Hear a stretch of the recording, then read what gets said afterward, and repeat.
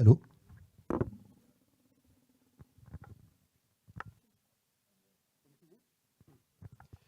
Bien, écoutez, bonjour à toutes et tous. Je suis très heureux de vous accueillir dans notre amphithéâtre Technopolis, avec un magnifique public composé donc d'étudiants apprentis de Technopolis, de différents partenaires de Technopolis, des professionnels, des dirigeants, des chefs d'entreprise, des techniciens, des formateurs et des formatrices. Voilà, donc un public assez hétéroclite.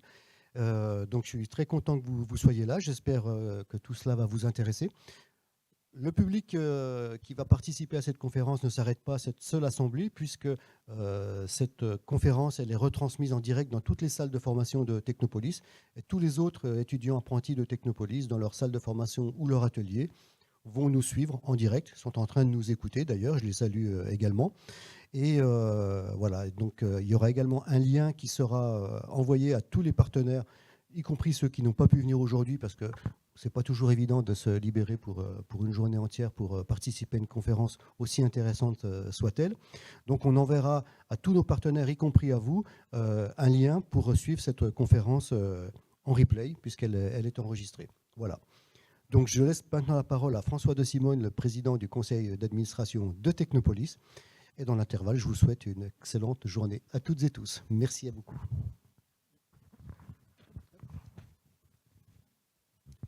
Eh bien, bonjour à toutes et à tous et bienvenue. Je tiens à vous remercier très sincèrement pour votre présence aujourd'hui à cette nouvelle conférence de Technopolis qui, je l'espère, recueillera tout votre intérêt et répondra à tous vos questionnements sur les sujets passionnants que nous allons aborder. En tant que président de Technopolis et de Mobiliance Savoie, je suis heureux de pouvoir compter sur la participation d'intervenants de premier plan qui, j'en suis persuadé, sauront vous éclairer sur l'avenir de notre profession en pleine mutation. Jouer ce rôle d'éclaireur de l'avenir de nos métiers, c'est l'une des missions que nous avons voulu donner à Technopolis lors de sa création. Je remercie Bernard Julien et Emmanuel Taillarda d'avoir pu encore une fois nous permettre de bénéficier de l'intervention de tous ces experts dans leur domaine, que je remercie par ailleurs. Nous allons les écouter avec beaucoup d'attention, car les enjeux pour l'avenir de notre profession sont énormes. Encore un grand merci à toutes et à tous pour votre présence, qui témoigne de tout l'intérêt que vous portez à l'avenir de notre profession. Je vous souhaite une belle conférence et je vous donne rendez-vous tout à l'heure pour échanger avec vous au moment du cocktail déjeunatoire que nous aurons l'occasion de partager. Très bonne journée à tous et à toutes. Emmanuel. Merci. Merci François de Simone, merci Dominique Badet. Donc je suis Emmanuel Taillarda. Je me présente en 2 mots, je suis un journaliste indépendant. Je suis déjà venu ici plusieurs fois pour des conférences, donc je pense que certains d'entre vous me reconnaissent. En tant que journaliste, je suis spécialiste dans la filière automobile, toute la filière automobile, et je partage un point commun avec vous les étudiants, c'est que je suis très curieux du présent et de l'avenir. C'est même pour ça que je suis payé. On est payé pour être curieux quand on est journaliste. Plus on est curieux, plus on va s'intéresser à tous les aspects d'un sujet, en l'occurrence l'automobile, et moins on va avoir d'a priori vis-à-vis de l'avenir, et plus on va être ouvert aux transformations. C'est bien la curiosité qui est un moteur dans la vie, c'est pas le seul, mais voilà, c'est un moteur qui marche. Aujourd'hui, on est ensemble, et je voudrais qu'on accueille Bernard Julien, qui va me rejoindre tout de suite, juste toi Bernard, avec une autre personne qui est aussi très curieuse, mais dans le sens de la curiosité, c'est Bernard Julien. Donc, Bernard, tu vas nous accompagner. Tu interviens ici régulièrement aussi. Bernard, c'est un maître de conférence à l'université. Donc, des étudiants, tu en vois toute l'année, bien entendu. Tu es au contact des étudiants toute l'année. Hélas, oui, dit-il. Il les aime. Tiens, je te donne un micro. Voilà. Et aussi spécialiste, bien sûr, de la filière automobile, que ce soit la distribution, les services et l'industrie, bien sûr, donc tous les aspects de l'automobile. On est ensemble aujourd'hui, on va former un duo et surtout on va accueillir des intervenants pour 3 tables rondes que je vous présente tout de suite maintenant, les tables rondes. Une première ce matin donc, qui va durer une bonne heure, 1 heure et quart, sur les grands défis du métier de distributeur automobile. Donc distributeur, c'est concessionnaire dans le sens général du terme. Les vendeurs de voitures, on voit bien que le métier change profondément. Vous savez qu'il y a évidemment la vente de véhicules neufs, il y a la vente de véhicules d'occasion, il y a le magasin pièces et il y a la prévente, et puis il y a le financement, il y a plein de services autour de ce métier. Et on voit que ce métier est sous pression aujourd'hui parce que les voitures ont changé fondamentalement, le produit automobile a changé fondamentalement, il est devenu beaucoup plus technologique, beaucoup plus cher aussi. On ne l'achète plus, on le loue. Alors ça pose plein de questions dans tous les métiers, y compris les métiers de la prévente. Et ça sera notre première table ronde qui va être passionnante. Cet après-midi, après un bon repas, on aura une seconde table ronde qu'on va dédier à un mot qui s'appelle le rétrofit, et donc qui est une activité qui est liée à la transition énergétique. Comment fait-on, qu'est-ce que c'est d'abord que le rétrofit d'une voiture ou d'un véhicule utilitaire ou d'un car ou d'un bus ou d'un poids lourd ou d'un tracteur agricole? On peut rétrofiter beaucoup de véhicules pour y mettre une énergie plus ou moins décarbonée. On parlera de ça dans cette deuxième table ronde. Donc on sera technique et en même temps on parlera de ce qu'on appelle les cas d'usage. C'est-à-dire qu'on ne va pas rétrofiter toutes les voitures qui roulent en France ni dans le monde. Ce n'est pas ça la question. La question c'est celle de on fait quoi pour quels usages. Voilà. Et puis on aura une dernière table ronde qui sera aussi reliée à la transition énergétique. On va se demander si nos véhicules électriques qui commencent pas mal à circuler en France, en Europe et dans le monde, eh bien, on pourra réparer le composant qui coûte le plus cher. Je vous le donne en mille. La batterie, bien évidemment, c'est 40% du coût d'un véhicule électrique, au bas mot, je crois. Est-ce qu'on va pouvoir intervenir dessus? Comment? Est-ce qu'on peut déjà faire quelque chose aujourd'hui? La réponse, c'est oui, il y a des habilitations, mais est-ce qu'on peut aller beaucoup plus loin? Est-ce que demain, ça sera au cœur de votre métier, vous les après-vendeurs? Ce sera cette troisième table ronde qui sera à 15h30 et jusqu'à 16h45. Voilà. On espère vous passionner. Pour ma part, j'en suis sûr. Les intervenants qui sont là sont tous des intervenants d'excellent niveau et ils seront là pour vous parler vrai, pour vous parler de leur métier, de leur spécialité, en gens curieux qu'ils sont et qu'ils restent de ces métiers de l'automobile. Bernard, peut-être un mot sur le début, sur cette première table ronde donc, dont on va parler, l'évolution du métier de distributeur automobile. Oui, effectivement, on peut se demander, à titre introductif, pourquoi est-ce qu'un tel besoin de diversification des activités des distributeurs s'est fait jour. Et effectivement, il me semble que en fait, le mouvement est assez ancien. Et si je cherche à expliquer le phénomène, je dirais que ce qui s'est passé, c'est que, comme tu le disais, Emmanuel, vendre des voitures neuves, c'est devenu de plus en plus compliqué. Et c'est vrai que quand je regarde, puisque j'ai le défaut d'être un économiste, quand je regarde les chiffres, je m'aperçois qu'au fond, en termes de dépenses automobiles des ménages, eh bien, on a une dépense en voiture neuve qui est plutôt stagnante. Et ce qui croît, c'est l'achat de voitures d'occasion, mais c'est aussi l'entretien et la réparation automobile. Ça veut dire que quand je regarde, par exemple, les chiffres de ces 4 derniers mois, eh bien, je vais avoir des ventes de voitures neuves qui vont s'établir aux alentours de, allez, on va dire, sur un trimestre, on va être aux alentours de 400 000 voitures. Il va y en avoir 200 000 qui vont avoir été achetées par les ménages, pour aller vite. Et si je regarde du côté du marché de l'occasion, je vais déjà avoir, au bout d'un quart de l'année, je vais déjà avoir 1 800 000 voitures, et j'aurai la moitié de ces voitures-là, 900 000, qui correspondront à des véhicules de 10 ans et plus. Donc il y a effectivement, entre l'activité du distributeur et puis ce qu'est la vie des automobilistes, il y a un fossé qui a eu tendance à s'élargir. Et ça, évidemment, il a fallu que petit à petit, les distributeurs l'intègrent, et ils sont allés sur du VO, puis sur du VO de plus en plus ancien, et puis aujourd'hui, ils ont besoin de se rapprocher de ce qu'est la vie de l'automobiliste, et c'est comme ça que pour aller attraper un parc plus ancien, on va avoir des constructeurs qui vont proposer d'autres concepts, on va avoir des distributeurs qui vont se mettre à faire un peu de Midas, on va avoir des distributeurs qui vont racheter Floro pour Émile Frey, etc., parce que tout le parc ne passe pas par les ateliers de marque et que ça fait partie du jeu. Et donc il y a évidemment une volonté derrière cette diversification pour rattraper une partie du business qui était en train de s'éloigner des réseaux de marque. Et ça se traduisait dans les comptes des affaires par le fait que les frais fixes relativement élevés qui sont associés à la distribution de voitures neuves, qui correspondent au respect des standards, etc., eh bien, jusqu'ici, on les compensait grâce essentiellement à une activité qui était celle de l'atelier d'après-vente et du magasin de pièces de rechange. Et ça, eh bien, cette béquille-là, si vous voulez, elle a chancelé pas mal. C'est-à-dire que ce qu'on appelle le taux de couverture des frais de structure ou des frais fixes par les après-ventes, eh bien, c'est un ratio qui a eu tendance à décroître assez fortement, tout simplement parce que eh bien, le marché de l'après-vente, il avait tendance, à mesure que le parc vieillissait, à s'éloigner des concessions, et les efforts qui étaient faits pour le rattraper étaient méritoires, mais toujours insuffisants. Et ça, évidemment, ça veut dire qu'un groupe de distribution, s'il veut continuer à tenir debout, il se doit d'aller chercher d'autres business que ceux qui étaient les siens jusqu'ici. Et c'est ce qui explique fondamentalement le fait qu'on ait été chercher des activités qui jusqu'ici n'étaient pas forcément dans le périmètre des groupes de distribution.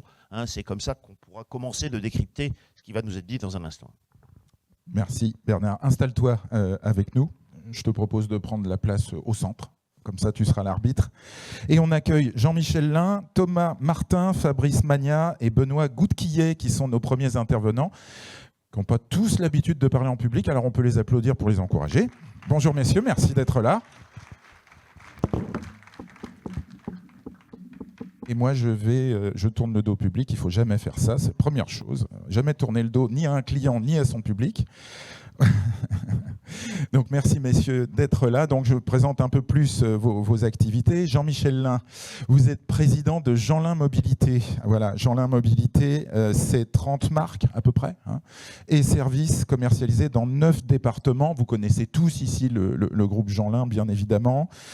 Région Auvergne-Rhône-Alpes, et plus bas encore jusqu'aux Alpes de Haute-Provence. Voilà, vous pouvez regarder ça marche, ouais. Voilà, si les micros fonctionnent bien. C'est plus de 20 000 véhicules neufs par an. C'est plus de 3 000 occasions. Un peu plus, heureusement. Un peu plus en occasion, oui, c'est ça. Autant qu'en véhicule neuf. Autant, alors 20 000, là, je suis très loin, là, effectivement. Il faudra remettre à jour le site internet, Jean-Michel. Je ne suis pas sûr quand même qu'il indique 3 000 occasions. Enfin, bon, on vérifiera. Ouais. Des voitures, des utilitaires, des 2-3 roues à moteur, des véhicules sans permis avec le concept Jeanlin e-City. Et même des vélos cargo, puisque le groupe Jeanlin a investi dans Cluster, c'est ça? Et nous sommes fabricants de vélos cargo à travers la marque Cluster sur Lyon. Donc voilà, ce que disait Bernard à l'instant, le groupe Jeanlin le montre, puisque c'est un groupe extrêmement diversifié. Voilà. À côté de vous, alors je vais me mettre de l'autre côté, Benoît Goudquillet. Bonjour Benoît, directeur concession BMW Mini Isran Automobile. Vous êtes présent également avec dans la salle Romain Pellissier qui est responsable service après-vente et Grégory Guérin, responsable pièces de rechange. On vous donnera, bonjour messieurs, on vous donnera la parole juste après. C'est le groupe Rossi. Alors le micro normalement, il faut peut-être allumer le micro, il y a un curseur qu'il faut monter vers le haut. On est dans l'automobile, on n'est pas dans le son, on ne peut pas être dans tout. Voilà. Il ne marche pas ? Merci beaucoup. Bon, ok, très bien. Quelques mots sur le groupe Rossi qui est présent en France et en Suisse. Oui, donc nous appartenons au groupe Rossi, président fondateur Monsieur et Madame Rossi, qui sont d'ailleurs toujours présents dans les affaires, un groupe familial qui rayonne en France et en Suisse.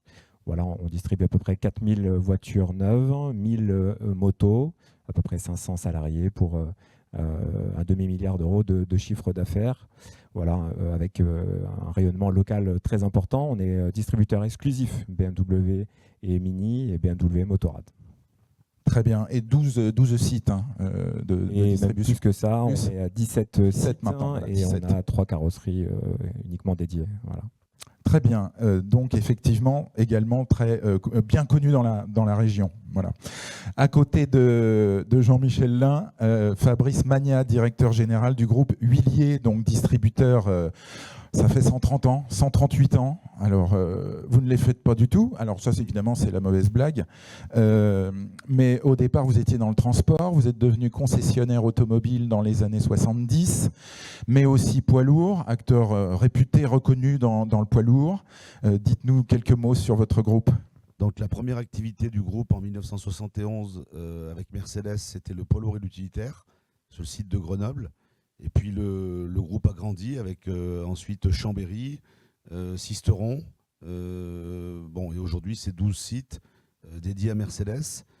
Donc qui vont comme le groupe Lin, donc de Manosque, Gap, Sisteron, Grenoble, Chambéry, Albertville, Annecy, Bonneville, Thonon-les-Bains et jusqu'à Bourgoin-Jallieu. Très bien. Et puis depuis 3 ans, nous avons pris l'activité Ford Trucks. Donc la marque Ford a refait surface en France. En poids lourd. Poids lourd, et du coup on s'est porté candidat pour la région Auvergne-Rhône-Alpes et PACA. Dans une période qui n'est pas facile pour les ventes de poids lourds, il faut bien le dire. Pas facile, c'est vrai. Voilà. Et enfin, Thomas Martin, last but not least, vous êtes le directeur Bonjour. des relations humaines, le DRH du groupe Émile Frey France. Alors là, on peut dire que vous êtes partout. Sauf en Finistère. Sauf en Finistère. Alors, c'est le groupe Autosphère. Il s'est renommé, le groupe Autosphère, qui était avant une enseigne de véhicules d'occasion, qui maintenant chapeaute l'ensemble des concessions. Combien de concessions en France? J'allais dire combien de divisions? Alors, on est environ 300 sites de distribution automobile. Premier distributeur de France. Oui, on fait 200 000 véhicules. Et on appartient au groupe Émile Frey, qui est suisse et qui est, lui, le premier acteur automobile en Europe. On fait aussi un peu de moto, un peu de camions, un peu de machines agricoles. On fait de la distribution de pièces IAM, OEM. On fait du reconditionnement. On a un équipementier MGA. Et puis, on fait des barres de toit en Italie et ça marche très bien.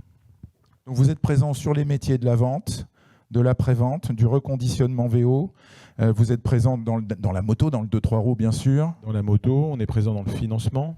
Dans le financement. En tout, on est 11 000. Et on est présent dans le camion, dans le rechapage de pneus, dans la transformation utilitaire. Ouais. Et vous citiez donc l'OEM et l'IAM, ça c'est des termes barbares, mais je pense que vous êtes déjà familiarisés, les étudiants, avec OEM, IAM. C'est les pièces de rechange constructeurs, en boîte constructeur, et les pièces de rechange toutes marques, pièces d'équipementier. Voilà. Absolument. C'est-à-dire OEM. rechange indépendante également. OEM, origine constructeur, IAM, origine indépendante. Voilà. Donc vous avez des ambitions sur tous les marchés de l'après-vente. On essaye d'intégrer la chaîne de valeur et pour rebondir sur l'introduction de Bernard, en fait, il était nécessaire de changer l'exposition du groupe au risque. Et donc, on a arrêté de mettre tous nos œufs dans le même panier, à savoir la distribution automobile, puisque si on prend le groupe en 2020, en gros, on était quasiment que automobile. Oui, d'accord. Je vais venir à vous, Jean-Michel Lin, si vous avez un micro qui marche. Oui, ça marche. Voilà. Jean-Michel, votre métier, ça fait longtemps que vous le pratiquez en famille?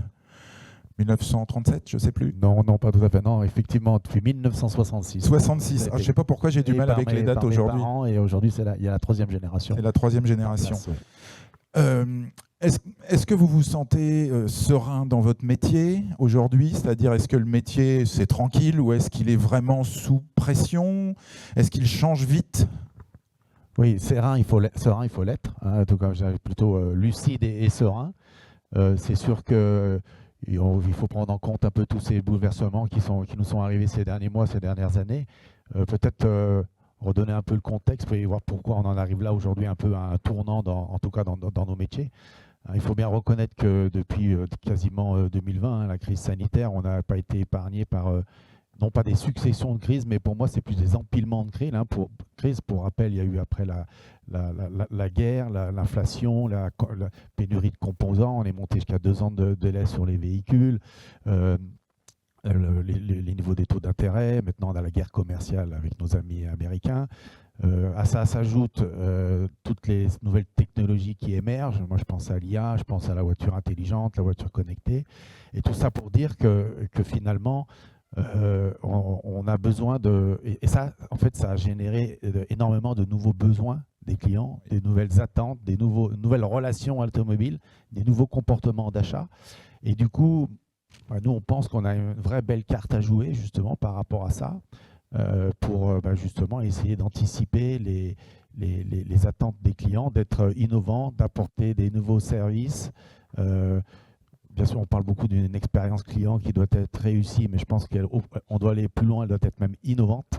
Donc, il y a des vrais nouveaux besoins.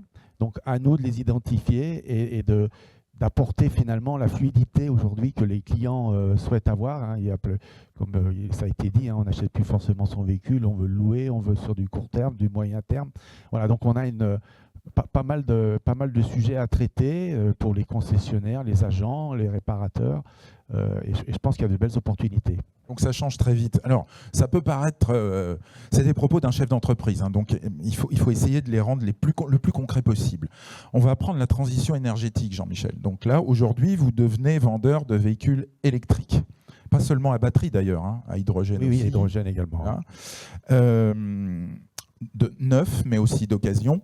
Hein. Ces véhicules sont de plus en plus chers, on est d'accord. Ils sont donc de plus en plus loués à des clients. Et il y a un sentiment de possession qui est en train de s'émousser, peut-être même parfois de disparaître pour le possesseur pour la personne qui maintenant est un utilisateur d'une voiture. Qu'est-ce que ça change d'avoir un client comme ça qui, d'une part, change d'énergie, c'est pas forcément où il va, et d'autre part, qui n'est plus amoureux de sa voiture, quoi. De toute façon, la marche en avant sur l'électrique, il est irréversible. Pour moi, on est parti. Donc, du coup, là également, au niveau de la transition énergétique, on a un vrai rôle à jouer. Et là, et c'est ça aussi là-dessus qu'on doit investir énormément sur ces sujets-là, notamment avec les équipes. Hein, en formation, on voit apparaître des nouveaux métiers. Et c'est vrai que les clients sont un petit peu perdus sur cette transition qui est un peu en mode accéléré. Et là aussi, on a un vrai rôle à jouer pour accompagner les clients. Il faut devoir qu'on forme nos équipes, les faire monter en compétences. Il y a tout un écosystème à valoriser avec le véhicule électrique qu'il faut mettre en avant, parce qu'il n'y a pas que le véhicule, il y a la recharge, il y a la carte de recharge. L'écosystème. C'est ça l'écosystème. On ne vend plus seulement une voiture. Là. Et effectivement, aujourd'hui, c'est avec des systèmes de package de location.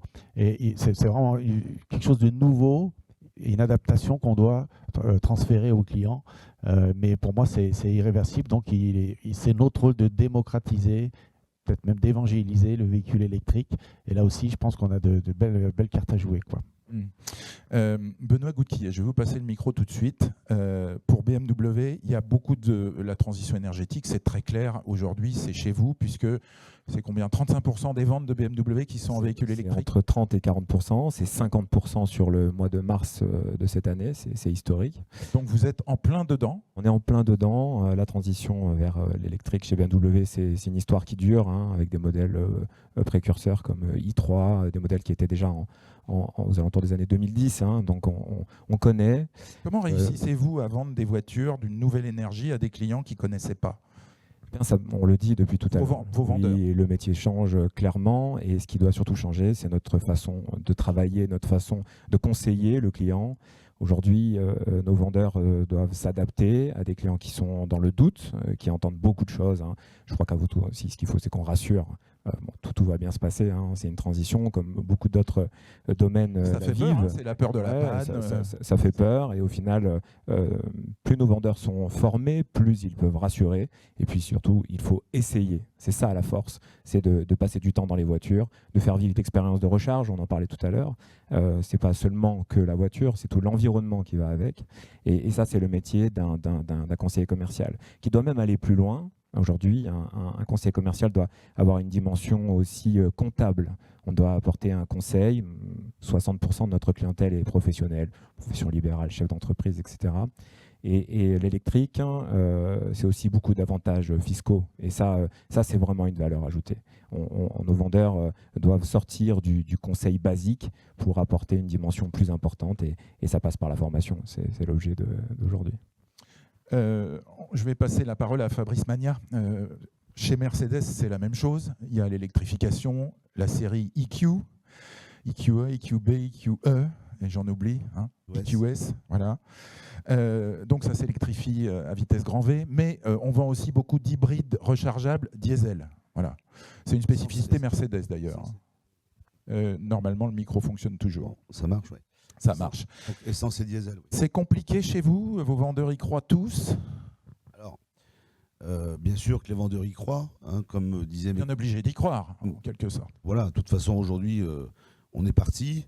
Il y avait des ambitions qui étaient avec des dates, des deadlines qui étaient importantes, qui ne seront pas forcément respectées. Pour Mercedes, c'est fin du moteur thermique en 2030.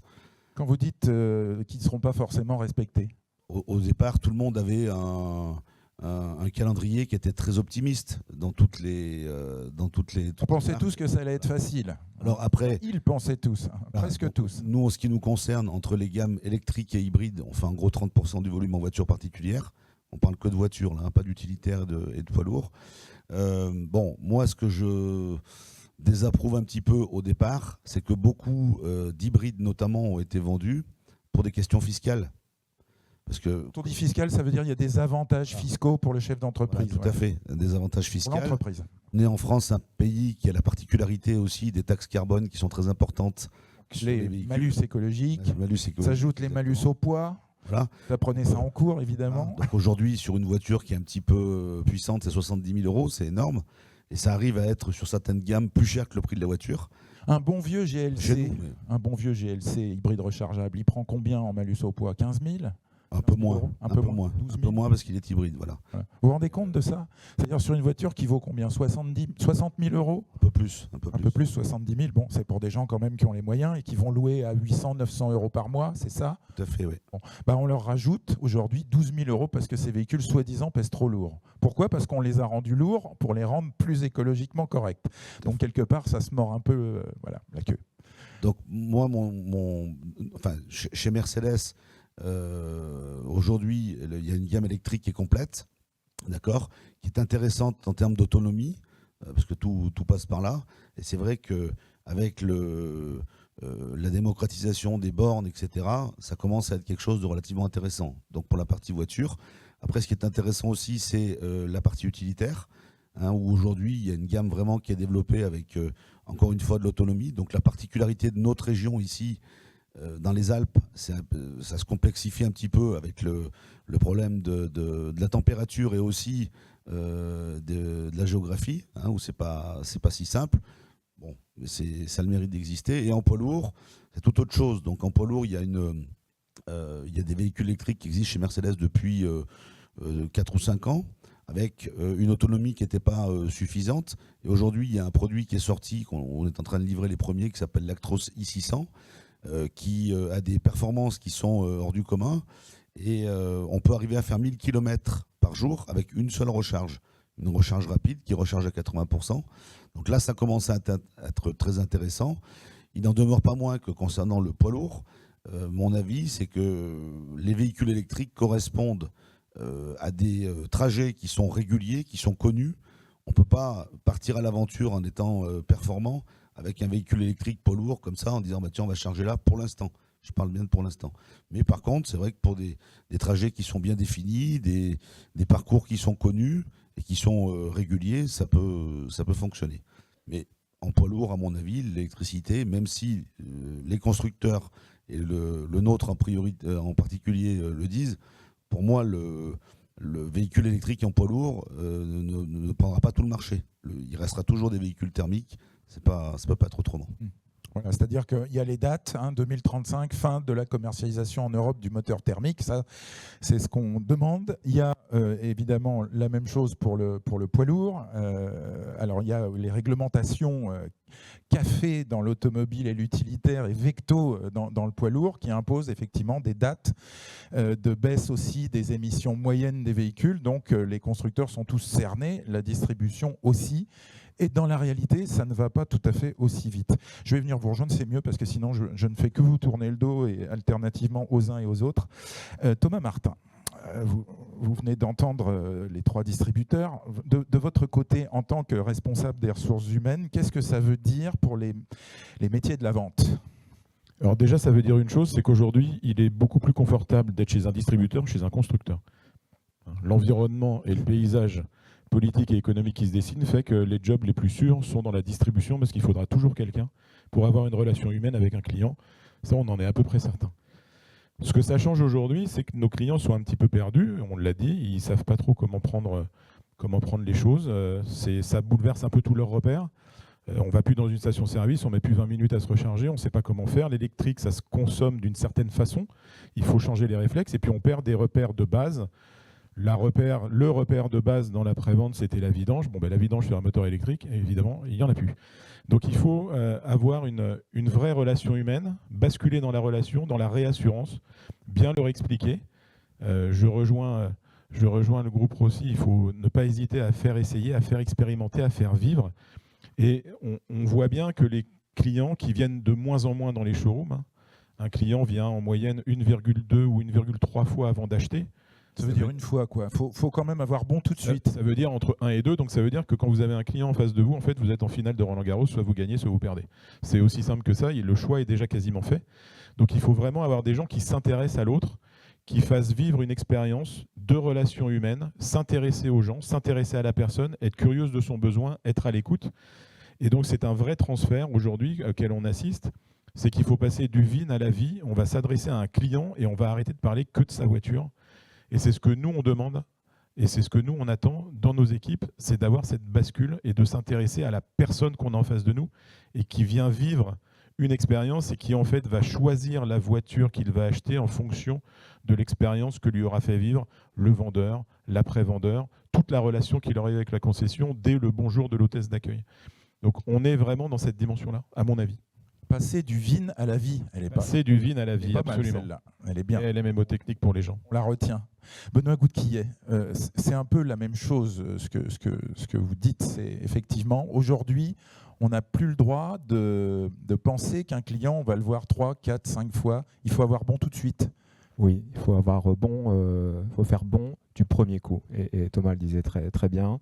En fait, on n'a pas le droit à l'erreur. Bon, ça crispe un petit peu plus l'échange, mais c'est pas grave. Ça ne fait que remonter notre niveau d'exigence. Le client qui se rend en concession connaît déjà la voiture. Pour peu qu'il s'intéresse à un modèle électrique, il a déjà réfléchi, il a peut-être déjà visité une autre concession et on se doit de faire bon du premier coup, on se doit de maîtriser son sujet et de faire vivre une expérience qui soit la meilleure possible, qui soit différente de ce qu'on vivait jusqu'alors. Parce que si on continue à faire la même chose, c'est sûr, ça ne marchera pas. On doit s'adapter aujourd'hui à cette exigence, d'autant plus chez BMW ou chez Mini, où nos prix ne cessent d'augmenter. On en parlait encore juste avant. Et l'exigence ça devient astronomique, les prix des voitures. Oui, en fait. Quand on disait 70 000, on ne sait même pas les plus chers du tout. Hein. En panier moyen, chez nous, aux alentours de 65 000 €, et des prix qui s'envolent. Alors je veux dire, on rêve tous de s'acheter une BMW, mais là, moi, j'en rêve plus. Hein. Oui, alors la chance, et ça c'est une chance chez BMW, c'est qu'on a des valeurs résiduelles, des valeurs sur le marché de l'occasion qui sont très fortes, qui nous permettent d'avoir des loyers extrêmement agressifs. On ne parle plus de valeur absolue, on ne parle plus de montant de véhicules, on parle de loyer. Et le loyer aujourd'hui, dans nos marques, c'est une force, sous réserve que demain on soit capable de revendre nos voitures d'occasion. Donc vous comprenez bien pourquoi les étudiants, on parle en loyer aujourd'hui et pourquoi les gens ne peuvent plus s'acheter de voiture. Parce que d'abord en crédit ça ne passerait pas et maintenant il faut avoir effectivement l'idée qu'on finance en loyer uniquement la valeur d'usage. Et au bout de 3 ans, on restitue une voiture dont le prix de revente au concessionnaire ou au constructeur, ça dépend des cas, est connu d'avance. C'est ça un peu le principe des loyers. Donc on peut avoir par exemple une iX1 ou une X1 à 390 € par mois au mois de mai. Là. Merci Emmanuel pour cette publicité fantastique. Avec joie. On peut encore profiter de cette opération jusqu'à la fin du mois de juin. C'est historique pour nous, faire découvrir à nos clients l'univers BMW à moins de 400 € par mois sans apport. Malgré le prix des voitures. Malgré le prix des voitures, ça montre toute la force qui est la nôtre d'avoir des modèles qui gardent de la valeur sur le marché. Jean-Michel Lin, il y a une chose, évidemment, Audi fait pareil, Mercedes aussi, enfin on se rassure, il y a aujourd'hui une très grande compétition entre les constructeurs sur la dimension des loyers. Tout le monde a un smartphone. Toutes les générations sont digitalisées. Le parcours d'un client, il est à 90% d'abord sur Internet. Ça change fondamentalement le métier. Alors dans les changements, moi je partage tout à fait cette notion de relation client, elle va être vraiment fondamentale. C'est ce qui va nous permettre d'être performants et surtout fidéliser nos clients. Parce qu'on se rend compte que le client est extrêmement attaché aux professionnels que nous sommes. Donc ça c'est important. Pour autant, je pense que ce n'est pas suffisant. Justement, il faut aller plus loin, il faut être simple. On manque souvent de simplicité, il faut essayer de simplifier les choses, de les rendre plus fluides, plus durables. Un micro comme ça fera plus durable. Et donc effectivement, nous, on a fait ce travail qui était assez intéressant d'ailleurs de décortiquer un peu tous les mini-parcours que les clients viennent chercher dans nos affaires. Il y a 150 raisons de venir chez nous acheter un véhicule, en faire reprendre un, on a un accident, on a besoin de révision, on a besoin d'un devis, etc. Et donc on se rend bien compte que là aussi on doit être pertinent et apporter les meilleures solutions pour les clients, être innovant. Donc ça peut se faire soit en digital, ça peut se faire soit en physique. Donc il faut aussi qu'on aille dans le sens du client, c'est cette notion aussi de digital. Et c'est que comme ça qu'on va pouvoir avoir une relation complète avec les clients qui ont vraiment besoin de choses fluides et simples. Ils veulent un peu la vie facile, quoi. Il faut qu'on leur rende la vie facile. Parce que quand on dit qu'il faut avoir bon tout de suite, c'est que la fin, c'est la concrétisation d'un projet d'achat qui est né bien avant. C'est-à-dire le client, il va aller sur un configurateur des marques du groupe Volkswagen, par exemple. Le configurateur, vous allez le retrouver en concession, bien évidemment, c'est sans couture aujourd'hui, ça n'a pas toujours été comme ça, mais maintenant ça fonctionne. Et derrière, le vendeur embraye sur bien autre chose, parce que le produit automobile, le client, il sait déjà tout. Oui, mais ça c'est pas forcément nouveau. C'est pas nouveau. Bernard pourra nous le confirmer. Il y a 10 ans, 95% des projets automobiles démarraient sur le web et finissaient en concession, et c'est encore le cas aujourd'hui, hein. Donc il y a besoin. Ça a été dit, le client a besoin d'être rassuré, réconforté, d'avoir affaire à des experts, non pas que du produit automobile, de fiscalité, de comptabilité. Donc ça, c'est extrêmement riche. Et moi, je pense que dans tous ces bouleversements, finalement, notre rôle, il sort renforcé. Et je partage aussi, aujourd'hui, il vaut mieux être dans la distribution que du côté constructeur. On voit les constructeurs qui arrêtent ces fameux contrats d'agents. Alors on dit ça justement, je vous interromps Jean-Michel pour bien que tout le monde comprenne. C'est que tous les distributeurs, vous les entendez dire, notre métier sort renforcé. Qu'est-ce qui se passe qu'on ne vous a pas encore dit? C'est que certains constructeurs, et suite notamment à la pandémie mondiale qu'on a connue, ont souhaité modifier la nature des relations juridiques avec leur réseau, qui étaient des réseaux de concessionnaires et qui sont toujours des réseaux de concessionnaires. Le concessionnaire, c'est un contrat de commerce associé relativement léger sur le papier, mais très contraignant dans tous les cahiers des charges qu'ont mis en place les constructeurs, pour remplacer ça par un contrat d'agent. C'est-à-dire, en gros, pour faire simple, le constructeur ne veut plus considérer que ces concessionnaires vont être des négociants qui leur achètent les voitures pour les revendre à des clients, mais vont simplement être des intermédiaires qui vont toucher des commissions. Je simplifie outrageusement. Ça, c'était un gros risque pour le métier de concessionnaire. Oui, c'était justement par rapport à ces nouvelles tendances et ces nouvelles attentes. Les constructeurs se sont dit, finalement, on peut peut-être se passer en partie des coûts de distribution qu'on a avec nos concessionnaires et se mettre à vendre en direct. Donc là, ils font tous marche arrière. Donc ça c'est bien parce que notre rôle, il est fondamental, de s'adresser à une relation commerciale de 150 concessionnaires ou de 150 000 clients. C'est pas tout à fait pareil. Donc ils se sont rendus compte que notre rôle était quand même essentiel.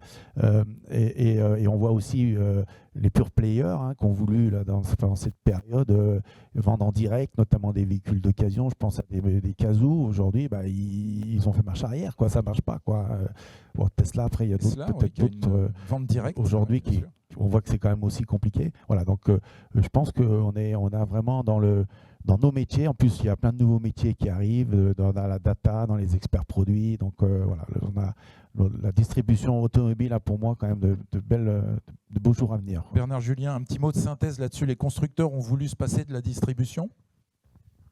Oui, effectivement, c'est assez surprenant parce que, au fond, vous le disiez tous, c'est au moment où le véhicule se renouvelle, l'expérience change. C'est à ce moment-là que les constructeurs ont eu le sentiment, au moment du Covid, qu'il pouvait se passer de vous, quoi. Et sous prétexte qu'il y avait une grande part de l'itinéraire client qui se faisait sur le net, ils ont pensé pouvoir faire du 100%. Et finalement, ils ont pensé qu'ils pourraient attendre le client sur leur plateforme et qu'ensuite, vous seriez des points de livraison La Redoute, quoi, un truc l'approchant, quoi. Évidemment, c'est l'inverse qui est vrai. Parce que ce parcours qui débute sur le net, il se termine chez vous. Et ce moment où ça se termine, il faut que ça se termine bien, comme vous l'avez tous dit, et ça correspond à toute une pédagogie. Et pour l'instant, les clients qui sont concernés par l'électrique sont plutôt des gens qui achètent des voitures très chères, qui sont déjà plutôt les plus informés. Mais ensuite, vous allez avoir des gens qui vont acheter la gamme du dessous. Ensuite, vous allez avoir des gens qui vont acheter des véhicules d'occasion et à chaque fois, il y aura une pédagogie plus importante encore. Hein, donc le travail du distributeur, il n'a jamais été aussi important qu'au moment où on a voulu se priver de vous, ce qui est très paradoxal. Alors ce paradoxe s'explique, puisqu'évidemment, le constructeur d'habitude, il a du mal à vendre sa cam. Parce qu'il est surcapacitaire, parce qu'il a des usines qui ont du mal à trouver des débouchés. Vendre des voitures, vous savez bien cela, c'est faire boire des ânes qui n'ont pas soif, si vous voulez, parce que les gens, ils en ont déjà une de voiture. Hein, et ça veut dire qu'il faut que vous soyez là, parce que sinon, les usines ne trouvent pas les débouchés. Alors évidemment, quand on a une phase comme la phase Covid, où il y a du chômage partiel financé par les États, ça veut dire que les salariés qu'il faut payer de toute façon, ça n'est plus les constructeurs qui les payent, mais les contribuables.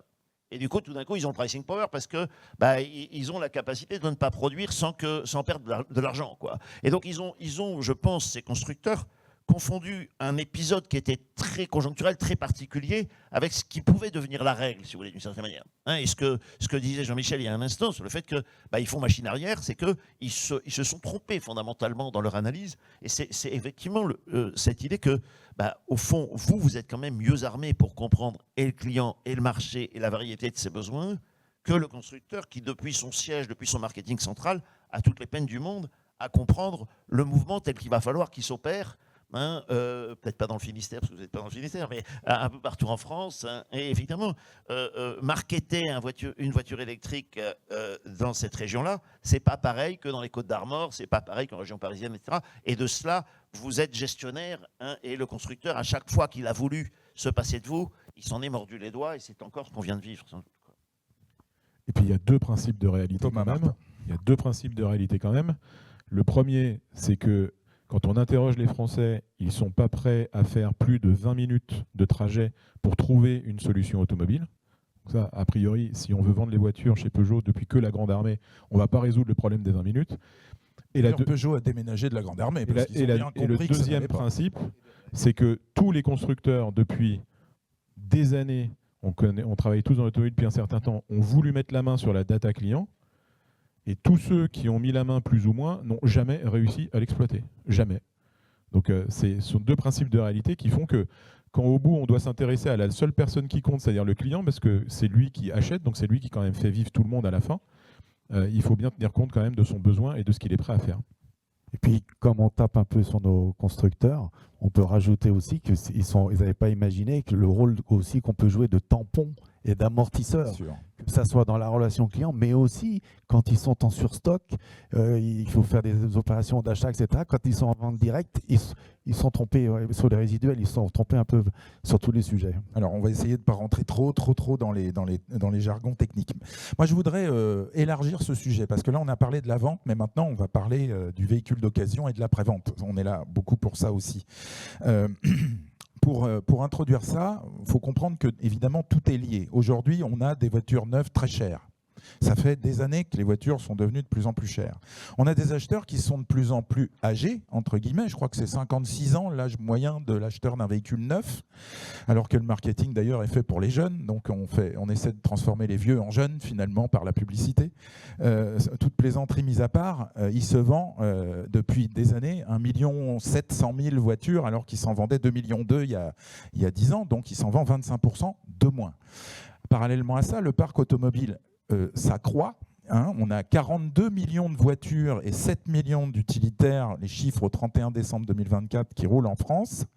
Et on a un âge moyen qui est quasiment de 12 ans, hein, 11,97 précisément, pour les voitures. Donc ce parc s'accroît en vieillissant. Et on vend moins de voitures neuves. Ce qui veut dire que pour vous, messieurs, pour tous les acteurs, le véhicule d'occasion, il est devenu central, alors qu'avant, c'était juste « je reprends la voiture et j'essaie de m'en débarrasser ». Enfin, je caricature volontairement.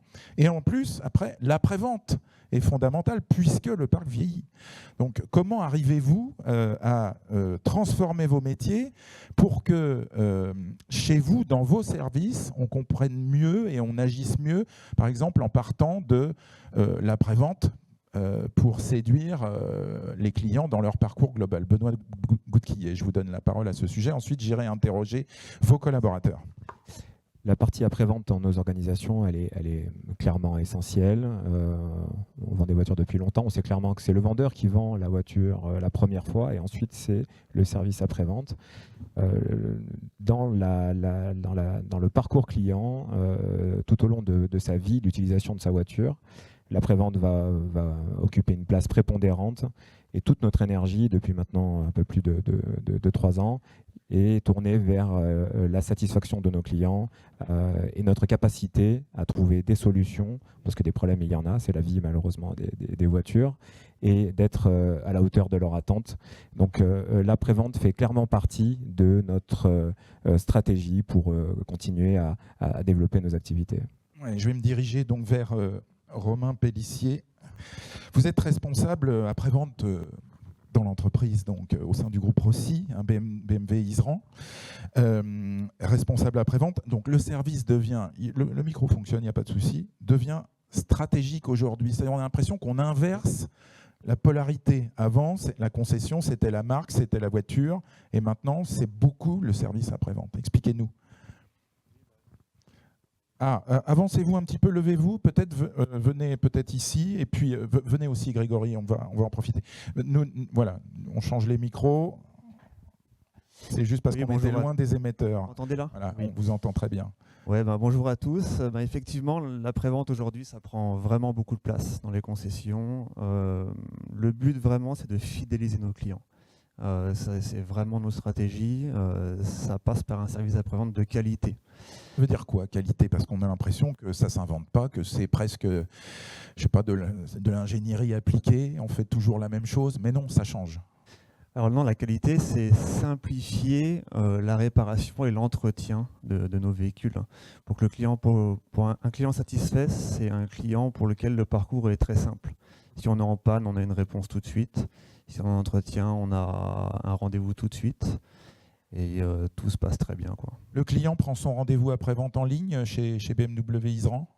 On a tous les canaux. Tous les canaux possibles? Oui, tous les canaux. Ça se développe, ça, la prise de rendez-vous sans appeler?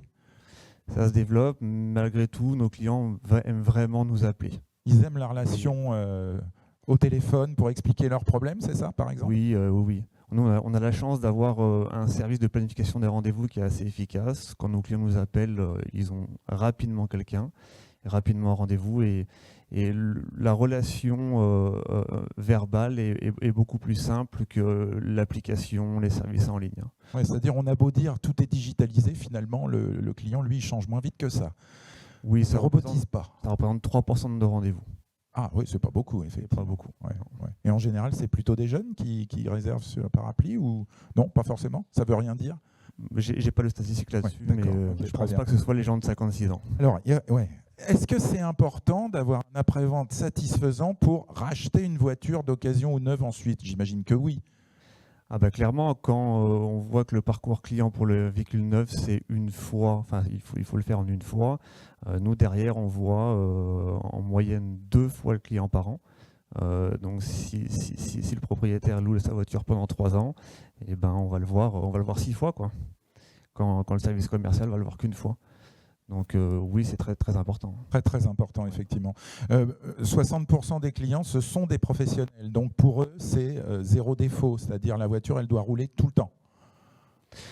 Oui. Il faut avoir un véhicule de remplacement, il faut avoir des services à côté quand on confie la voiture à l'atelier. Il y a toute une logistique, en fait, hein, c'est ça? Oui, encore une fois, il faut que ce soit très simple. Ouais. Il faut que le client puisse poser sa voiture rapidement, qu'il ait un véhicule à disposition et de la mobilité, quoi.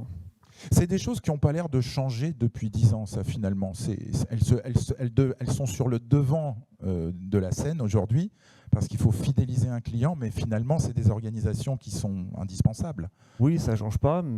Et en plus, on a une activité bien supérieure. Moi, ça fait 20 ans que je suis dans l'automobile, ça fait 10 ans que je suis responsable après-vente. Et chaque année, on a des croissances à 2 chiffres. Donc, il faut faire plus vite, plus en volume. Donc mieux. Vous voyez que oui, c'est ça. Est-ce que vous voyez que le parc vieillit aussi dans vos ateliers? Oui. Oui, on le voit. Aujourd'hui, on intervient sur bien évidemment de l'électrique, de l'hybride, mais on a également tout le parc ancien, tout le parc thermique. et là qui nécessite une diversité de compétences de nos ateliers vraiment large. On parle de maintenance électronique, évidemment, hein, ça c'est pareil, ça fait des années, mais BMW a lancé ce qu'on appelle la maintenance over the air. Est-ce que vous la pratiquez déjà chez vous? Alors je ne connais même pas le terme. Raté, pas de chance. Ça, ouais, alors ça veut bien dire que c'est pas pratiqué, quoi. C'est très clair. Alors c'est la mise à jour par Internet automatique d'un véhicule qui passe à proximité ou qui est même garé chez lui, comme les Tesla par exemple. Bah, a priori, si vous le voyez pas, c'est que c'est fait automatiquement, en fait. Voilà. Alors les mises à jour en ligne sont faites aujourd'hui un peu sur tous les constructeurs, Voilà, je c'est pense. ce qu'on appelle les mises à jour en ligne. Voilà, je préfère traduire en français. Il y a en revanche beaucoup de téléchargements de mises à jour, de télécodage de calculateurs. Ça, c'est le quotidien dans les ateliers. Hein. Oui, c'est le quotidien et ça ramène beaucoup de problèmes également. Ouais. Oui. De quel ordre? De quel ordre? Une mise à jour se lance, le client est sur un réseau assez fébrile et la mise à jour coupe. Et du coup, le véhicule finit chez nous en atelier. Voilà, c'est ça. Donc ça, c'est ce qu'on appelle la mise à jour over the air, justement. Vous voyez, c'est là que je voulais en venir. C'est que le rôle de l'atelier reste absolument central. C'est ça l'histoire. On parlait de logistique. Voilà, il y a la logistique d'approvisionnement. Merci Romain. Merci. Je passe vous passez le micro à Grégory. Grégory Gérin, vous êtes responsable du magasin pièces de rechange, le MPR, qui est souvent très peu connu dans les métiers de la vente et de l'après-vente, mais il devient central aussi parce qu'en fait, pour aller vite, rendre service rapidement aux clients, il faut précommander les pièces en amont, il faut avoir des stocks de pièces, des réapprovisionnements, vous gérez aussi les véhicules de remplacement, donc il y a toute la fonction logistique qui passe par vous en fait. Alors les véhicules de remplacement, c'est plutôt justement Romain, vous savez. Ah pardon, c'est le planning en fait, voilà. Vous êtes en lien avec le planning. Voilà, tout à fait. Le magasin, forcément, est un maillon important de la chaîne. Il joue son rôle d'approvisionnement. Il doit alimenter les ateliers après-vente, mais pas que. On alimente aussi les services commerciaux par l'accessoirisation, les professionnels MRA, qui chaque année représentent de plus en plus de parts de chiffre d'affaires, il faut le noter. Donc c'est grâce à Donc les MRA, c'est les réparateurs toutes marques. Les professionnels, oui. Voilà. Donc c'est vrai qu'il y a une vraie diversité de métiers qui stimulent nos équipes au travers de nos activités de logisticiens, de préparateurs de commandes, de vendeurs itinérants, de gestionnaires, de conseillers de vente, tout simplement. D'accord ? Donc effectivement, nous, on marche avec une planification qui permet d'anticiper les besoins de façon à ce que le jour du rendez-vous, il n'y ait pas de surprise. Donc vous avez l'OR, bien sûr, enfin l'ordre de réparation. Vous commandez les pièces avant que le client rapporte sa voiture à l'atelier, pour que le jour J et à l'heure dite, il y ait toutes les pièces. Voilà. Quand il n'y a pas de rupture chez le constructeur, parce que ça peut arriver aussi. Oui, mais ça après on le sait en amont. Vous savez en amont. On a préparé et après effectivement ça nous permet de voir avec l'après-vente ce qui est possible de faire, si on repousse le rendez-vous, si on l'annule. Voilà. On disait que le parc vieillit, donc il y a des véhicules plus anciens qui viennent. C'est toujours aussi important de commander les bonnes pièces. Est-ce que vous avez affaire uniquement à la pièce d'origine chez BMW et chez Mini, ou est-ce que vous allez chercher parfois des pièces externes pour des véhicules plus anciens? Non, toujours OEM. Toujours BMW. Toujours. Les pièces sont toujours alimentées. Effectivement, ça crée une dimension de stockage beaucoup plus importante. Parce qu'il y a une multiplicité, une forte des références, l'expansionnalité des références. Donc c'est un petit peu la problématique au jour d'aujourd'hui de pouvoir tout avoir à l'instant T. Mais bon, ça on est aidé avec la prévisibilité, les outils du constructeur. C'est-à-dire qu'en fait, ce qui a changé, c'est ça, c'est les outils informatiques de prédiction des commandes, des stocks. Voilà. Avant, vous gériez aussi les infos techniques. C'est plus le cas maintenant. Hein. Tout est sur les outils de diag. Voilà, c'est ça. Avant, il y avait des microfiches il y a longtemps, mais ça, c'est très longtemps. Un peu fini. Hein, il y a très longtemps. Voilà. Donc, c'est devenu un métier hyper moderne, effectivement, de gestionnaire de stock, d'approvisionneur. Alors, vous êtes en lien avec tous les services, en fait, le VN, le VO, la prévente. Oui, tout le monde a affaire à nous au quotidien, toute la journée. Voilà, je le disais tout à l'heure en introduction, les services commerciaux, VNVO pour l'accessoirisation. Le comptoir particulier pour sa pièce de rechange, l'accessoirisation également, les professionnels MRA. Vous avez des stocks de pièces pour véhicules électriques déjà ou pas? Non. À la demande. À la demande, d'accord. Bon. Besoin. Merci messieurs, je vous laisse. Merci Romain, merci Grégory, je vous laisse retourner en salle. Benoît, on va conclure ensemble sur cette partie après-vente, et puis je passerai la parole aux autres intervenants, bien sûr. L'électrification, ça change quelque chose pour ces activités-là? Oui, certainement. On dit que le véhicule électrique, on a des problèmes de réactivation des micros à chaque fois parce qu'il faut, en fait, je vous explique, la technique a des curseurs et il faut qu'elle les remette en fonctionnement et c'est pas toujours immédiat. Voilà.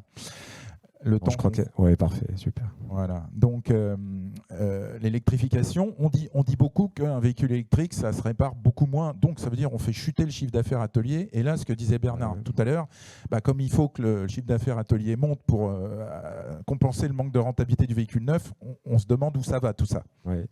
Alors on parle beaucoup d'électrification, oui, bien sûr. On a de plus en plus de voitures électriques, voilà, à l'instar de ce mois de mars où 50% de notre volume, c'est des voitures électriques. Mais on n'a pas que ça.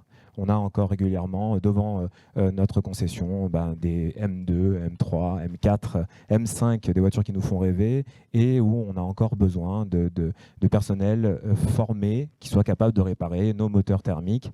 Et ça, c'est vraiment, pour moi, notre plus grande force, c'est notre polyvalence. Voilà, il faut on va encore entretenir des voitures thermiques pendant un certain temps, donc il nous faut du monde, il faut des jeunes formés, en tout cas qui se forment sur la durée pour intervenir sur des moteurs, des voitures qui font rêver, des moteurs qui sont techniques, qui sont précis. Et on doit évidemment s'adapter à l'hybridation, à l'électrique, avec toujours des compagnons, des techniciens, des techniciennes qui soient formés aux nouvelles méthodes. Voilà. Le gros défi, c'est ça, c'est de continuer à faire ce qu'on fait, de le faire mieux, parce qu'on est de plus en plus nombreux. La concurrence est très forte, indéniable. L'arrivée des constructeurs chinois fait qu'on doit se remettre en question en permanence et surtout nous adapter. Voilà, c'est l'adaptation qui va faire en sorte qu'on réussira. Ce métier s'est toujours adapté, ça c'est vrai, en plus d'un siècle de distribution automobile. Jean-Michel Lin, vous avez une crainte vous aussi, c'est que la vitesse d'arrivée des véhicules électriques dans le parc vienne baisser l'activité après-vente. Donc comment est-ce que vous anticipez tout ça ? Alors par rapport à votre question, était sur l'évolution de notre modèle économique, justement, qui est en train de se transformer. Donc ça a bien été dit. Donc on vend quasiment, on vendait 2 millions de véhicules neufs, on n'en vend plus qu'un 7 depuis 4-5 ans. Donc c'est 400-500 000 véhicules par an. Même un 6 en 2025. Ne sont pas vendus. Donc là, il y a un paradoxe, effectivement, où on veut moderniser le parc, finalement, on le fait vieillir. Bon, voilà, je ferme la parenthèse. Donc, on peut moins compter sur la contribution de l'activité véhicule neuf. Donc, par contre, on peut se développer encore fortement sur le véhicule d'occasion, parce que quand il se vend 2 millions de véhicules neufs, il se vend 6 millions de véhicules d'occasion, et les professionnels, nous traitons uniquement 35% de ce marché. Le reste est fait, bien évidemment, de particulier à particulier. Donc là, mesdames, messieurs, on va avoir besoin de renforcer les équipes, on va avoir besoin de vendeurs chez nous pour augmenter les ventes de véhicules d'occasion. Et effectivement, il y a aussi la contribution de l'après-vente qui va continuer à progresser parce que bien que il y a peut-être un peu moins d'intervention sur les véhicules électriques. Bon, la transition va mettre quand même du temps, parce qu'il y a un parc de 50 millions de véhicules qui roulent en France. Aujourd'hui, ils se vendent 200-300 000 véhicules électriques par an, donc la transition va être assez longue. Donc on va avoir besoin encore longtemps de techniciens. Après, on voit que sur les véhicules électriques, ça génère aussi une consommation plus importante de pneumatiques, de carrosserie. Aujourd'hui, on ouvre des centres de réparation de batteries, donc ça fait appel aussi à des nouvelles compétences et c'est des nouvelles activités. Et puis, il faut qu'on se mette en ordre de marche pour aller capter ce parc plus ancien de véhicules qui ne vient pas forcément naturellement dans les concessions chez les agents. Et là, on se doit de mettre des actions, d'être innovants pour récupérer une partie de ces clients qui nous échappent et dont on va avoir besoin. Et voilà. Ça va un peu remodeler notre modèle économique. Et on rappelle... Et il faut accélérer, se transformer et innover pour pouvoir compenser un peu cette baisse d'activité sur les véhicules neufs. Voilà. Et je rappelle un chiffre qu'il faut retenir. Il se vend en France 3,5 fois plus de véhicules d'occasion chaque année que de véhicules neufs. Voilà. 1,7 million en véhicules neufs, 5,8 millions en occasion, en voiture. Et chez les particuliers, bien sûr, c'est plus important encore, puisque c'est essentiellement des particuliers qui achètent des véhicules d'occasion. Thomas Martin, qu'est-ce que ça change pour la formation des jeunes en particulier? Vous êtes le directeur des ressources humaines, donc vous êtes le mieux à même de parler de ça. On a la technologie, alors le mieux à même, vous n'êtes pas dans les ateliers tous les jours, c'est vrai. Mais les jeunes aujourd'hui qui rentrent dans les affaires de distribution et d'après-vente automobile, ce n'est pas tout à fait les mêmes compétences qu'avant. Alors, évidemment, ce n'est plus les mêmes compétences, mais comme l'ont dit les collègues, quand il y a 42 millions de voitures qui roulent et qu'on vend 200 000 voitures électriques par an, le temps de remplacer les 42 millions, on aura quand même toujours besoin de compétences thermiques et pendant un certain temps. Donc là-dessus, il n'y a pas trop d'inquiétude. Les compétences, évidemment, elles évoluent en fonction de la technologie. Pour la partie technique, elles évoluent sur la technologie, elles vont évoluer sur les nouveaux métiers, elles vont évoluer sur l'utilisation de nouveaux outils, de nouvelles bases, des façons différentes de travailler. On peut bien s'imaginer qu'avec tous les traitements des big data ou de l'intelligence artificielle, on va aujourd'hui avoir pour des techniciens accès à des bases d'informations qui vont être exceptionnelles par rapport à ce qu'on a pu connaître les années d'avant, et donc accélérer certainement de la réparabilité. Ça ne fait aucun doute. Il n'empêche qu'au niveau des compétences de base, on va rester sur les mêmes. Faire attention à la voiture, bien faire, du travail de qualité, du travail attentionné, du travail consciencieux. Tout ce qui s'appelle les soft skills, pas les compétences techniques, mais les compétences de comportement, elles vont rester absolument identiques. Et il faut bien que tous les jeunes en formation le comprennent, c'est qu'un bon technicien, c'est celui qui permet à la voiture de ne pas revenir, d'être réparé et de ne pas revenir pour un deuxième tour, parce que le deuxième tour en atelier, c'est celui qui est le pire, parce qu'il fait perdre 4 fois le temps qu'on a passé la première fois. On a perdu la première fois, on perd du temps en réception, on repère du temps à refaire, et on perd du temps à ne pas faire un nouveau client qui aurait pu venir à la place. Donc une malfaçon, c'est 4 fois le temps perdu. Donc la vraie technicité, on va dire, comportementale, c'est vraiment soigner le bien faire du premier coup. Et ça, c'est essentiel. Évidemment, un jeune aujourd'hui qui ne s'intéresse pas aux nouvelles technologies, il est en train de louper un bus, voire un train. Donc il faut quand même être assez sensible à ce qui se passe. Ça appelle les nouvelles technologies, c'est toutes les ADAS. Toutes les ADAS, toute l'électromécanique, l'électrotechnique. Voilà. Tous ces sujets-là, évidemment, vont prendre de plus en plus de place dans les voitures. Et même s'il faudra toujours des gens pour réparer des pneus et des freins et faire un peu de mécanique lourde, de plus en plus, on aura besoin de profils un peu plus polycompétents, sans aller jusqu'aux techniciens supérieurs, parce que les techniciens supérieurs, même s'ils leur place dans les ateliers, j'y suis pas tous les jours, mais je connais encore un peu 2-3 trucs, leur place dans les ateliers, on voit qu'on a commencé tous il y a 10 ans, on avait un cotec, aujourd'hui on en a souvent 2. En plus des cotecs, on a des techniciens experts ou des techniciens de second niveau en fonction des appellations de constructeurs. Donc on voit qu'on commence à avoir des pôles techniques de plus en plus remplis, mais il ne faut pas oublier qu'une voiture, ça reste de la mécanique, quoi qu'on en dise. Et puis il y aura, comme l'a dit Jean-Michel, il y aura des notions un peu différentes autour de tout ce qui est batterie et nouvelles technologies. Ça, c'est pour la partie technique. Pour la partie front office et client, là encore, ça va changer. Les clients prennent des rendez-vous de façon un peu différente, on l'a dit tout à l'heure. Les réceptionnaires et les premières lignes ont accès à de plus en plus d'outils qui embarquent de la technologie, qui embarquent de l'historique client de plus en plus complet. Et aujourd'hui, ce temps de réception, nous, dans le groupe Autosphère, chez Émile Frey, on est persuadé que ce temps disponible face au client doit être consacré au client. Je vais juste vous donner un exemple. Qu'est-ce que ça veut dire, oui.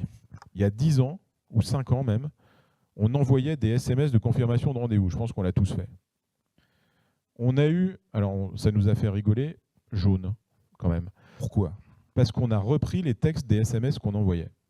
On envoyait des SMS qui disaient « Cher monsieur, votre véhicule est attendu tel jour, telle heure ». Donc on envoie un SMS à un client pour parler de sa voiture. On lui dit même pas « On a le plaisir de vous recevoir, vous, en tant que monsieur ou madame ».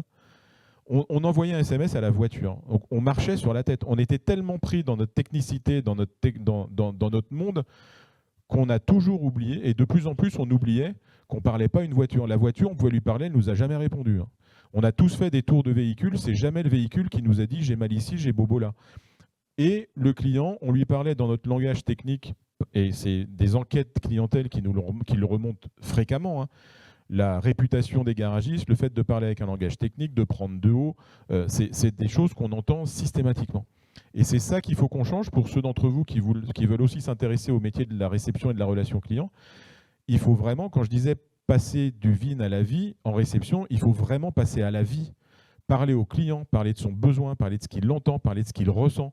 Et c'est là où on va faire le rendez-vous pour lequel il est venu, mais tout le business qu'il y a autour, sur lequel il n'était pas venu, il n'y pensait pas, mais c'est à nous de lui faire penser, juste en discutant avec lui. Et ça, c'est une vraie compétence de relation client qu'il faut acquérir si on veut s'orienter vers les métiers de la réception. Et on gagne du temps parce qu'on a l'information en amont, bien entendu. Thomas Martin, il y a aussi un phénomène, parce que vous venez d'expliquer aussi ce qu'on attend aujourd'hui des jeunes en formation. Bon. Et on rappelle qu'à Technopolis, on va jusqu'au BTS, voire la licence OMSA, pour ceux qui sont en licence. Le BTS, maintenance automobile. Mais il y a ce que les jeunes attendent aussi de leur employeur aujourd'hui. Ça a fondamentalement changé. Sachant qu'il y a une pénurie de main-d'œuvre, donc on peut penser, quand on est jeune, et tout le monde le sait ici, que quelque part, il n'y aura jamais de problème pour trouver du boulot, etc. Bon, donc ils sont un peu en situation de force aujourd'hui, entre guillemets. Qu'est-ce qui a changé vis-à-vis de la génération des jeunes qui entrent sur le marché du travail aujourd'hui, qui n'existait pas avant? Alors d'abord, on peut les rassurer, ils ont choisi une bonne formation et un bon secteur d'activité, parce que techniquement, s'ils valident les diplômes et qu'ils ont bon esprit, ils n'auront aucun problème à trouver du boulot. Je pense qu'on est 4 autour de la table, on est 4 à recruter. Tout le monde est d'accord. Aucun problème. C'est une voie où aujourd'hui, il y a du boulot. Il y a du boulot pour entrer dans des structures, il y a aussi du boulot pour créer sa propre structure, et il y aura de la demande quoi qu'il arrive. Donc de toute façon, il y a du travail, et vous avez fait un très bon choix de rentrer dans les métiers de la distribution automobile et de la réparation. Après, c'est vrai, on entend beaucoup parler de cette nouvelle génération, de cette relation intergénérationnelle, de tout ce qui est en train de changer, de l'exigence des jeunes. Moi, je pense, et ce qu'on vit nous, c'est qu'aujourd'hui, on a une population en face de nous qui cherche un équilibre, la première chose, et qui cherche du sens. Ils veulent un équilibre dans le sens où ils sont d'accord pour travailler. Moi, j'ai jamais rencontré de jeunes qui se cachaient derrière le travail en disant « je n'ai pas envie de travailler », c'est pas vrai. Sauf qu'ils ne travaillent pas de la même façon que les générations d'avant, mais je pense que la génération d'avant ne travaillait pas déjà de la même façon que la génération d'encore d'avant, et etc., etc.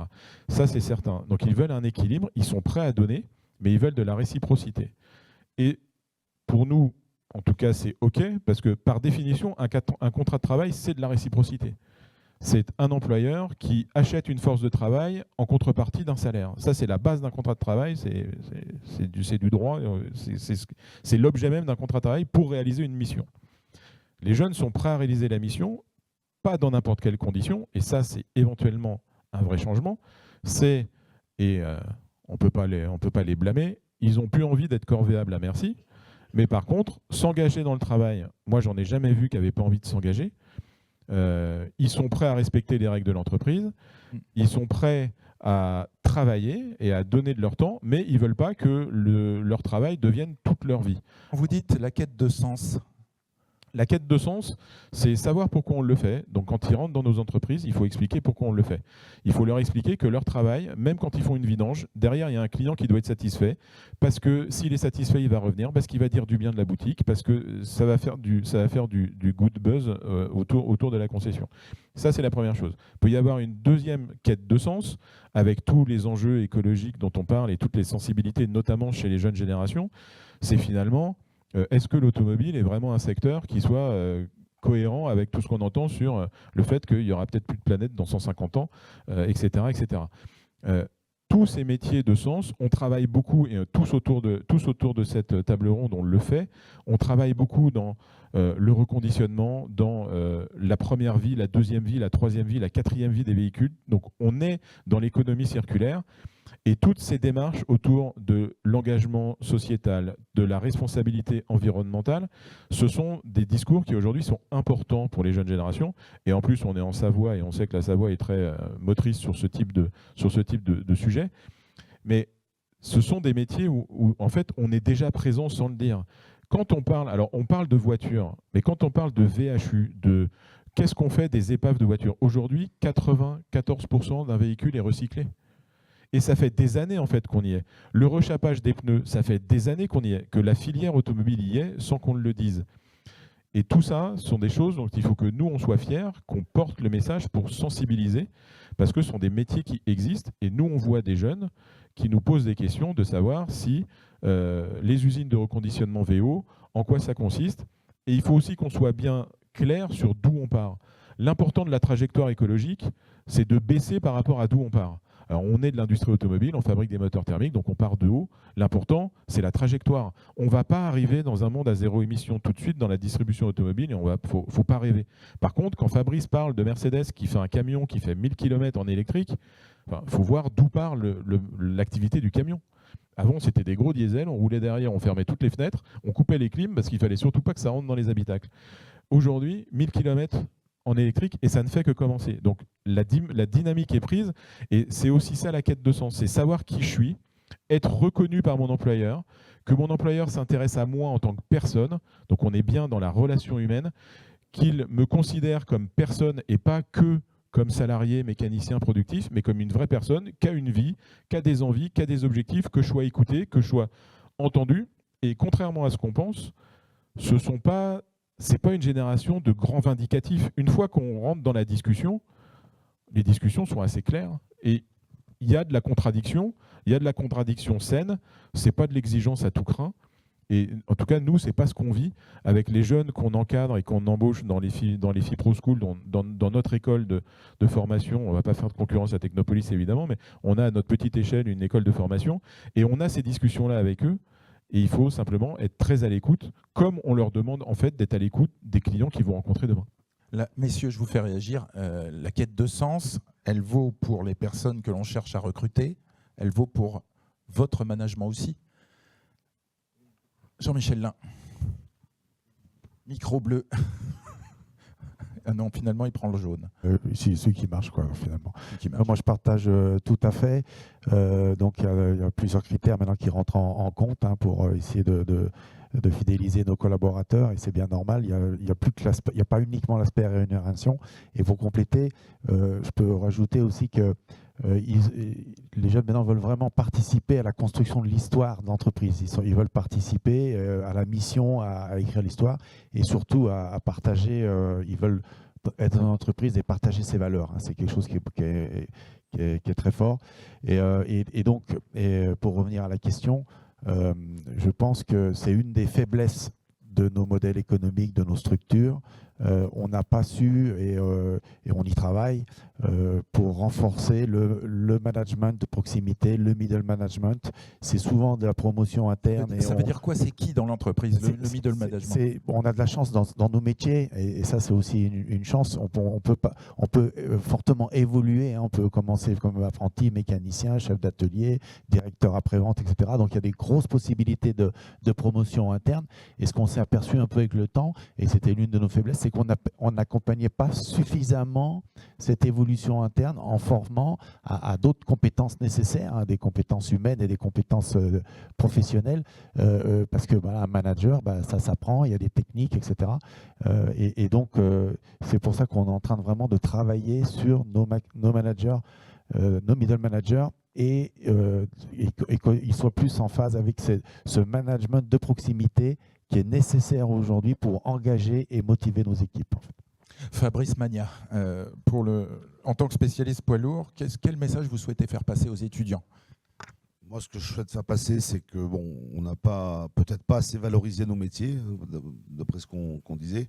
Dans le métier de distributeur et réparateur automobile, il y a beaucoup de métiers, et comme disait Jean-Michel, où on peut largement évoluer et voire même changer de métier tout en restant dans la même entreprise, ce qui est important parce qu'aujourd'hui, ce n'est pas tout à fait pareil entre la distribution et la réparation. Et moi, ce que j'ai à dire, c'est que le moteur thermique, qu'il soit pour le parc ancien des 50 et quelques millions de véhicules, et aussi pour les nouveaux véhicules poids lourds, encore de beaux jours devant lui. Donc il ne faut pas penser, je parle que là pour du poids lourd, que tout sera remplacé par l'électrique, c'est impossible. Donc ne croyez pas qu'on sera des changeurs de pneus, de freins et des remplaceurs de... Il y a beaucoup de polyvalence dans les ateliers, c'est ça? Tout à fait. Alors c'est sûr que par contre il y a de la polyvalence, mais la polyvalence qui est déjà depuis une paire d'années. parce que depuis plusieurs décennies, il y a déjà beaucoup d'électronique dans les véhicules. Aujourd'hui, pour avoir des véhicules qui polluent moins, parce que, comme disait Thomas tout à l'heure, il faut voir d'où on part. Encore aujourd'hui, un véhicule diesel en poids lourd consomme en gros 90 kg de CO2 à 100 km. Un véhicule qui consomme 26 litres au 100, ça fait une brique de lait tous les kilomètres en gros qu'on jette. Donc, et on part de très loin, parce que dans le temps, on avait, comme vous le disiez, des véhicules qui fumaient beaucoup. Donc, de là où on part... ça va mieux. Ça on peut qu'aller mieux. Mais on n'oublie pas d'ailleurs au niveau du transport que le coût, que la tonne transportée en termes d'émissions de CO2, elle est beaucoup moins forte en poids lourd qu'en véhicule utilitaire. Vous voyez, ça c'est un autre sujet sur lequel on pourrait rentrer. Mais ça veut dire que finalement, la tonne de briques de lait transportée, elle est moins émettrice de CO2 avec un 44 tonnes qu'avec 15 petits utilitaires qui livrent les zones à faible émission. Voilà. Tout à fait. Ça dépend comment on fait parler les chiffres aussi. Donc voilà, tout ça pour dire... Ceci à l'intention du maire de Grenoble. Voilà. Nos métiers encore... En plaisantant, pas seulement. Nos métiers ont bien évolué, il y a encore à faire, mais on a encore de beaux jours devant tous les métiers, avec la polyvalence. Et la passion. La passion. Dans tout ça. Benoît Goudquillet, on parle de la quête de sens, on termine là-dessus. Le client BMW ou Mini, il est sensible à l'écologie comme beaucoup, et aujourd'hui, vous savez lui expliquer que vous êtes dans le développement durable finalement. On est dans le développement durable chez BMW déjà depuis longtemps. Tous les nouveaux modèles, toutes les nouvelles gammes sont dorénavant élaborées avec des matériaux recyclables. Voilà. On a des planches de bord qui sont en tissu, on n'a plus de cuir animal. On est complètement dans ce qu'entendent les clients d'un constructeur premium comme le nôtre. Et ça aussi, c'est une variable qu'on doit intégrer dans l'échange avec le client et la mise en avant et la connaissance du produit. Voilà. Merci. Je crois qu'on peut laisser Bernard Julien faire je vais prendre le micro, une petite conclusion puisqu'on arrive au terme. Il est 12h. On a 3-5 minutes. On peut déborder de 2-3 minutes, Bernard.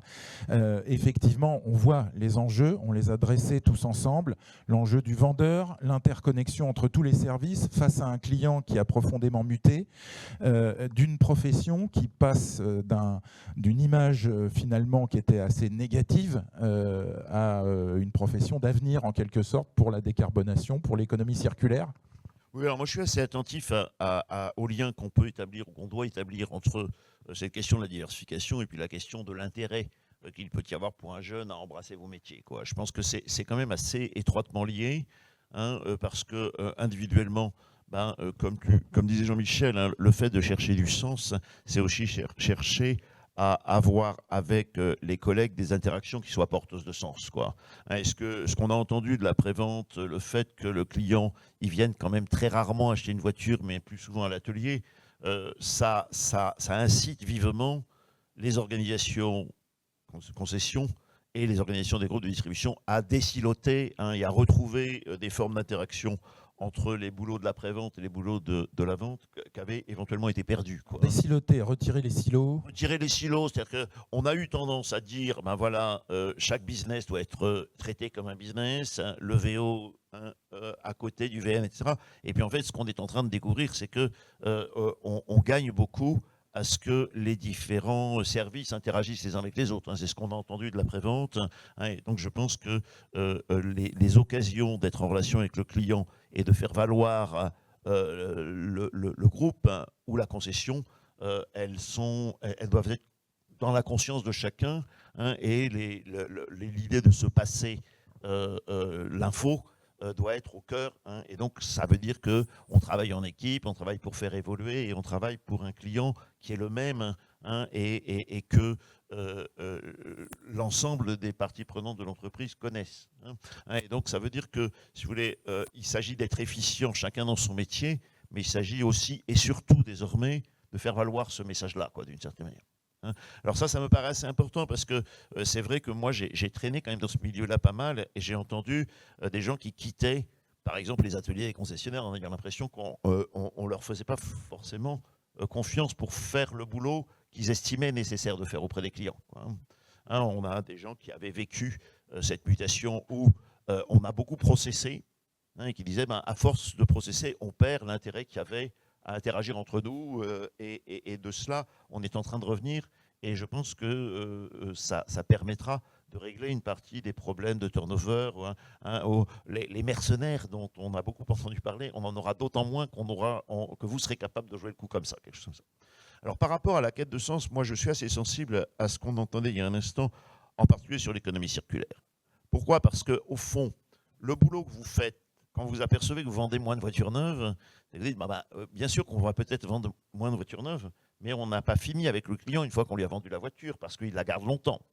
Et dans l'automobile, je ne sais pas si chacun a ça en tête, mais dans l'automobile, on met les voitures au rebut au bout de 19,8 ans en France. C'est-à-dire qu'on a 20 ans de vie du véhicule et qu'il y a des professionnels derrière cette longue vie du véhicule qui sont là pour aider les gens à vivre bien avec des voitures qui vont durer très longtemps. Et ça, en termes écologiques, c'est vertueux. Et il est probable qu'avec l'électrique, on ait des véhicules qui durent encore plus longtemps. Et le boulot des professionnels, et y compris des groupes de distribution qui étaient très centrés sur le neuf, est en train de se remodeler pour accompagner le client, quel que soit l'âge auquel il acquiert son véhicule. Et ça, effectivement, ça mérite d'être valorisé, quitte à ce que, comme on le disait il y a un instant, quitte à ce qu'on doive accepter que la décarbonation ne se fasse pas au rythme espéré.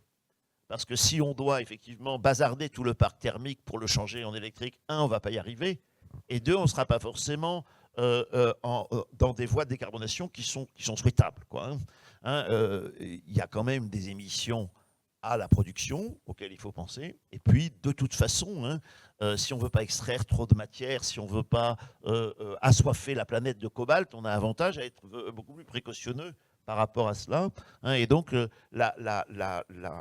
pour moi, la profession mérite de se revendiquer comme relevant de l'économie circulaire de plus en plus.